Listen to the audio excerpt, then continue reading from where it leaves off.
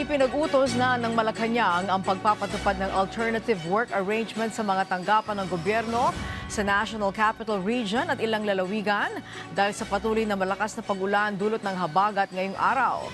Ayon sa Memorandum Circular No. 127 na nilagdaan ni Executive Secretary Ralph Recto, simula alas 12 ng tanghali ngayong August 17, epektibo ang alternative work arrangement sa mga sangay ng pamahalaan sa mga probinsya ng Zambales, Bataan, Bulacan, Pampanga, Tarlac, Nueva Ecija, Cavite, Batangas, Rizal, Laguna, Quezon at Occidental Mindoro.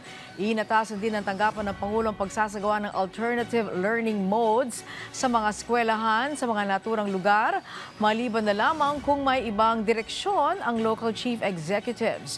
Binigyan din na magpapatuloy sa operasyon ng mga ahensyang nagbibigay ng basic at health services at mga nakatutok sa disaster preparedness at response at iba pang mahalagang serbisyo.